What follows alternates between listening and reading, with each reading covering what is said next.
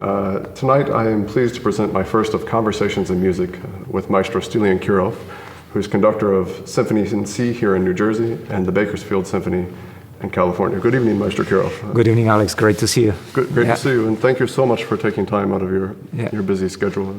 It's really my pleasure. It's really my pleasure, and very nice to meet you. And I'm looking forward to collaborating on this exciting project. Thank you. Me too.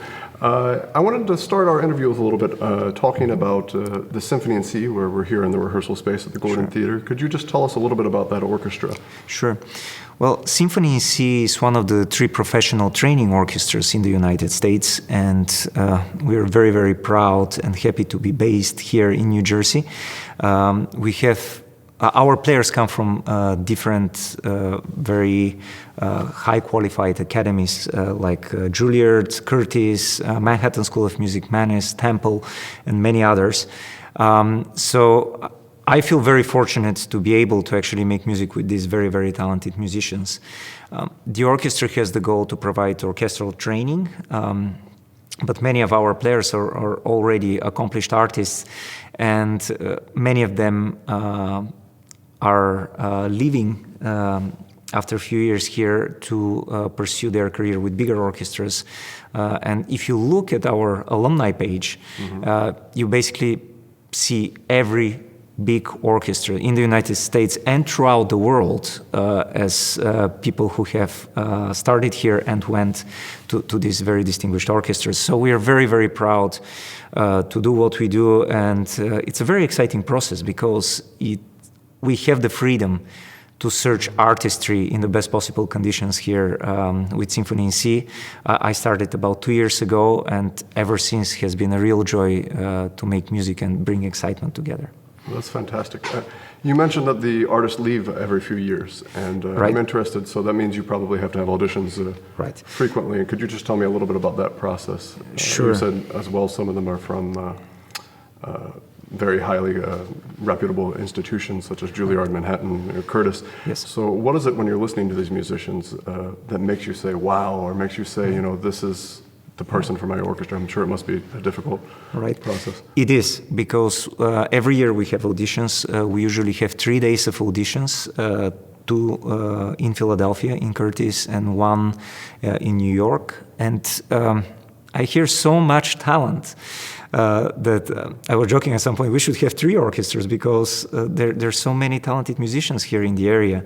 But also what we look for always is artistry behind the playing, and this is my top priority, is to actually nurture and work with people who have very high artistic standards and who look beyond technicality.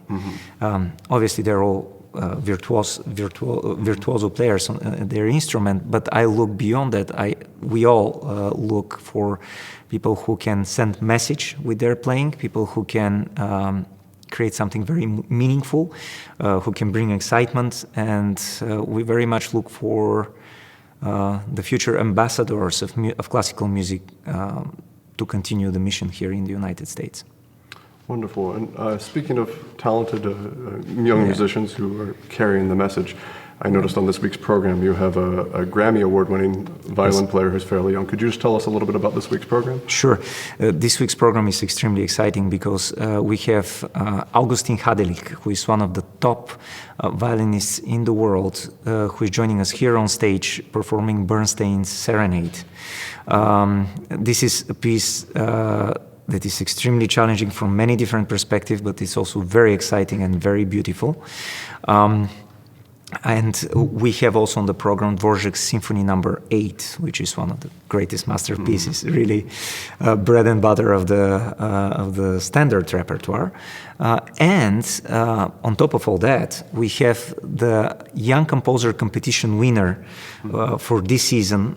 We host a Young Composers Competition every year, and we have one dedicated concert to young composers piece. We select one score, and it is featured in this concert, and usually it's the concert's opening piece. And this year is a very young, talented American composer, Scott Lee, and he wrote a piece called Vicious Circle. vicious circles, and we're going to feature it as the opening of this concert. So it's really a program of the future, program of the past with Dvorak, but also a program of the present. So it's very, very exciting in many different ways. Every year we try to have a star artist, and last year actually we had the 2015 Grammy Award winner for instrumental solo, Jason Vieux. Wonderful. And wonderful guitarist, by the way, really brilliant. And this year Augustin won the 2016 Grammy Award for instrumental solo for a concerto recorded with the Seattle Symphony. And so it's a small world, after all. And we're just very, very blessed to have him perform here Bernstein Serenade, which in a way is also overture to next season, which is Bernstein Centennial. So there are many, many connections in this program. Wonderful. And about the Young Composers Competition, how is it that the piece is selected? Because this is something. Do they have to send in a tape of a recording, or how does that work? That's a great question. The composers need to submit a score, hopefully a recording if they have one, but it's not a must. And then we receive good number of scores every year, and we review them with the committee, and then we take a decision to award one score the prize to be performed. And sometimes you wish you could select more scores. Mm-hmm. Because there are many, many talented composers, but we feel that that's very important, and I, from my personal perspective, feel that that's very important, because we need to nurture the music of the future, and that's a direct way to do that. Wonderful.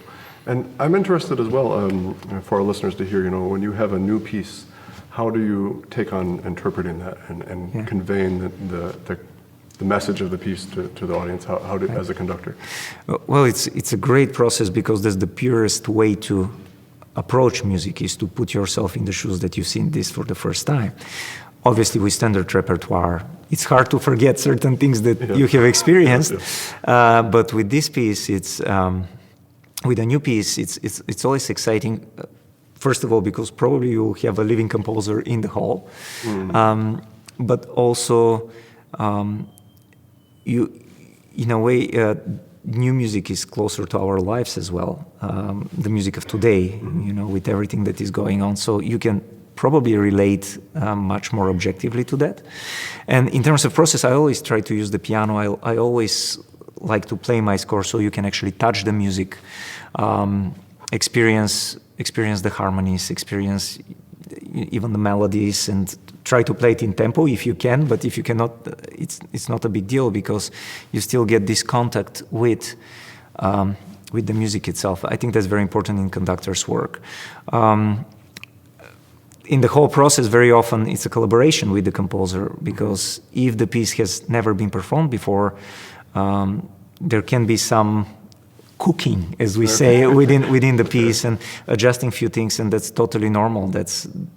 This has always happened in the past, even going 300, 200 years back. So this whole collaboration, interactive process is also very exciting, and there are all these different aspects that makes this process of bringing a new piece to life very gratifying. Wonderful. I look forward to hearing some of the rehearsal instruments and hearing this piece for the first time. We won't rehearse it today, but on the concert. Right, on the concert, yeah. And I'm also interested, you said that, like a staple like Dvorak 8, and you said there's standard interpretations and things that you hear that you take away. As far as conductors go, you're relatively young, I guess. You've accomplished quite a bit in your career, but you're still relatively young. I like that. Absolutely. As conductor. So does a piece like that change for you over the years as you first listen to it and you come back to it, or? Yeah, of course. And every time you perform it, actually, I think this is what changes you the most, because you discover many different new aspects of every piece. You go deeper into the score. I think, especially doing it with different ensembles, that's really great, because as a conductor, yes, you come with your interpretation and all this, but you also have to be open to what the orchestra has to offer. So you grow also in the process of performing one standard piece over and over again. And after a while, you probably come with pretty much what you believe the composer's intentions were, yet what you think right now could be much different than what you think 20 years from now, because you grow as a person, and life teaches you different things. So that's what's great about live music, is that it constantly evolves, even if you're performing the same piece. With Dvorak 8, I have studied it for many years. I have played it as an oboe player in an orchestra. Oh, you play oboe too? I used to. Wow. And I have conducted some of. Actually, I have conducted some of it mainly on readings when I was living in France. But this is the first time when I will actually get to perform the piece in a real concert setting with the right amount of rehearsals and everything. So that's. There is always anticipation and excitement about this as well. And as you said, when you're a relatively young artist, you get to do very often things for the first time. So when I'm doing programming, I always try to program things I haven't done before. Wonderful. So that you can start a new journey every time with certain music. And now I start coming back more and more to pieces I have done simply because of certain situations. And you're already on a different level, and then you grow every time you do it. Wonderful. So there's several things I would like to ask based on this last conversation.